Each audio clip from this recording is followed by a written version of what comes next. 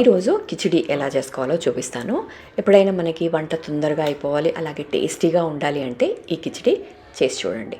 మరి ఎలా చేసుకోవాలో చూద్దాం. ఫస్ట్ అయితే ఒక బౌల్ తీసుకొని ఇందులో ఒక హాఫ్ కప్పు దాకా బియ్యం, ఇది రెగ్యులర్గా మనం తినే బియ్యమే, లేదంటే మీరు బాస్మతి రైస్తో చేసినా కూడా చాలా బాగుంటుంది.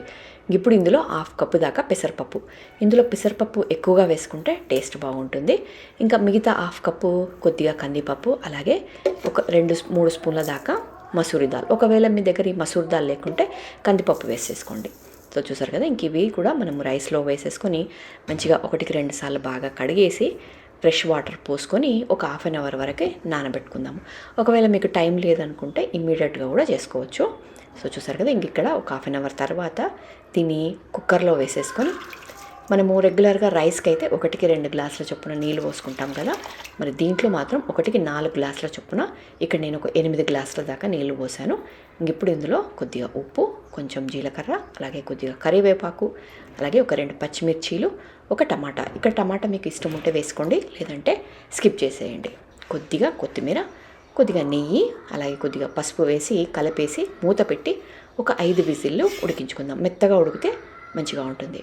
ఇంకిప్పుడు మనము చట్నీ చేసుకుందాము. దానికోసము కడాయి పెట్టుకొని 1 స్పూన్ ఆయిల్ వేసుకొని, ఇక్కడ చూసారు కదా, ఒక 10 దాకా ఎల్లిపాయలు వేసి ఇలా మంచిగా ఫ్రై చేసుకొని తీసి పక్కన పెట్టుకోండి. ఇదే కడాయిలో ఒక 2 టమాటాలను ఇలా పెద్దగా కట్ చేసుకొని మూత పెట్టుకొని ఉడికించుకుందాము. సో ఇట్లా మంచిగా టమాటాలు ఉడికే వరకు ఉడికించుకుందాము. ఇలా మంచిగా ఉడికిపోయింది. ఇప్పుడు స్టవ్ బంద్ చేసి ఈ టమాటా మీద ఉన్న ఈ స్కిన్ తీసేసి పెట్టేసుకోండి. సో చూసారు కదా, ఇక్కడ ఎల్లిపాయలని ఒక ప్లేట్లో వేసుకొని ఇట్లా మంచిగా స్మాష్ చేసుకోండి. అలాగే టమాటాలని కూడా ఇలా మెత్తగా స్మాష్ చేసుకొని పక్కన పెట్టుకోండి. ఇప్పుడు వీటిని పోపు వేసుకుందాం. అదే కడాయిలో ఇంకొద్దిగా ఆయిల్ వేసి కొద్దిగా జీలకర్ర, కొద్దిగా ఆవాలు, అలాగే మనం దంచి పెట్టుకున్నాం కదా ఎల్లిపాయలు, అది వేసుకొని 1 నిమిషం పాటు ఇట్లా కలుపుకొని సన్నగా కట్ చేసుకున్న ఆనియన్స్, ఒక మీడియం సైజు ఆనియన్ తీసుకొని ఇలా సన్నగా కట్ చేసుకొని వేసుకోండి. ఇంక ఇది 1 నిమిషం పాటు ఇట్లా ఫ్రై అయినాక ఇప్పుడు ఇందులో కొద్దిగా పసుపు, అలాగే కొద్దిగా కారము, ఉప్పు వేసుకొని 1 నిమిషం పాటు కలిపేసుకొని, అలాగే మనం దంచి పెట్టుకున్నాం కదా టమాటా, అది కూడా వేసేసుకోండి. ఇంక ఇది వేసుకొని కలిపేసి ఇంకొక నిమిషం ఉడికించుకుంటే మనకు టమాటా చట్నీ రెడీ అయిపోతుంది. ఆ కిచిడీకి ఈ టమాటా కాంబినేషన్ చట్నీ తినండి, సూపర్గా ఉంటుంది. సో చూసారు కదా, ఇంకొక నిమిషం ఉడికింది. ఇంకా స్టవ్ బంద్ చేశాను. చట్నీ రెడీ అయిపోయింది. ఇంకా పక్కన పెట్టేసుకుందాము. ఇంక ఇక్కడ మనకి కిచిడి చూసారు కదా, మంచి పర్ఫెక్ట్గా ఉడికిపోయింది.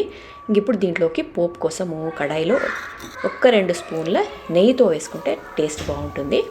చూసారు కదా, నెయ్యి మంచిగా ఇలా వేడైన తర్వాత ఇందులో కొంచెం జీలకర్ర, ఆవాలు, ఎండుమిరపకాయలు, కొంచెం కరివేపాకు, కొత్తిమీర వేసి ఇంకా మన పొంగల్లో వేసుకొని మిక్స్ చేసుకోవడమే, అంతే. ఇప్పుడు దీన్ని మనం రెడీ చేసుకున్న టమాటా చట్నీతో తినండి, సూపర్గా ఉంటుంది. మరి డెఫినెట్గా ట్రై చేసి టేస్ట్ ఎలా వచ్చింది నాకు కమెంట్లో చెప్పండి. అలాగే మీకు ఈ వీడియో నచ్చితే ఒక లైక్ ఇవ్వండి. మన ఛానల్ని ఇంకా సబ్స్క్రైబ్ చేసుకోకుంటే ప్లీజ్ అండి సబ్స్క్రైబ్ చేసుకొని చూడండి.